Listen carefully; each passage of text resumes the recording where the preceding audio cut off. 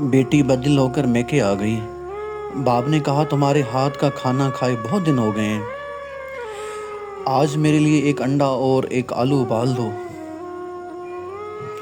और साथ में एक गर्मा गर्म कॉफ़ी, लेकिन 20 मिनट तक चूल्हे पर रखना।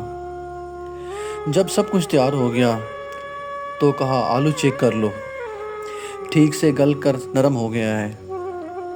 अब अंडा छू कर देखो, हार्ड बॉयल हो गया है। और कॉफ़ी भी चेक करो, रंग और खुशबू आ गई है। बेटी ने चेक करके बताया कि सब परफेक्ट है। बाप ने कहा, देखो, तीनों चीज़ों ने गर्म पानी में यकसा वक्त गुजारा और बराबर की तकलीफ़ बर्दाश्त की। आलू सख्त होता है, उस आजमाइश से गुजर कर वो नरम हो गया है। अंडा नरम होता है, गिरे तो टूट जाता है, लेकिन अब सख्त हो गया है और उसके अंदर का लिक्विड भी सख्त हो चुका है। कॉफ़ी ने पानी को खुश रंग, खुश जायका और खुशबूदार बना दिया है। तुम क्या बनना चाहोगी, आलू, अंडा या कॉफ़ी? ये तुम्हें सोचना है। खुद तब्दील हो जाओ या फिर किसी को तब्दील कर दो, ढल जाओ या ढाल दो। यही ज़िंदगी गुजारने का फ़न है।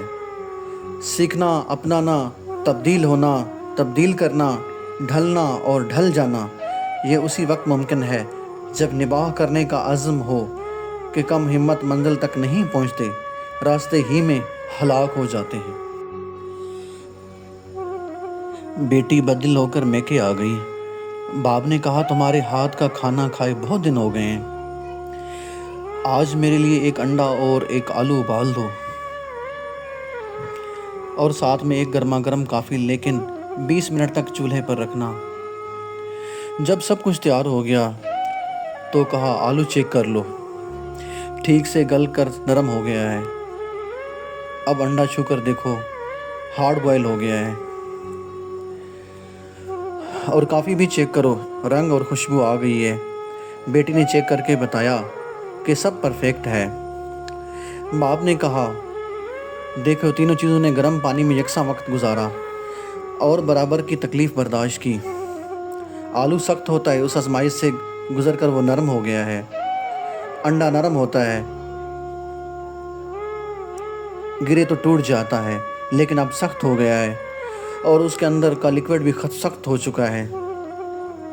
कॉफ़ी ने पानी को खुश रंग, खुश जायका और खुशबूदार बना दिया है। तुम क्या बनना चाहोगी, आलू, अंडा या कॉफ़ी? ये तुम्हें सोचना है। खुद तब्दील हो जाओ या फिर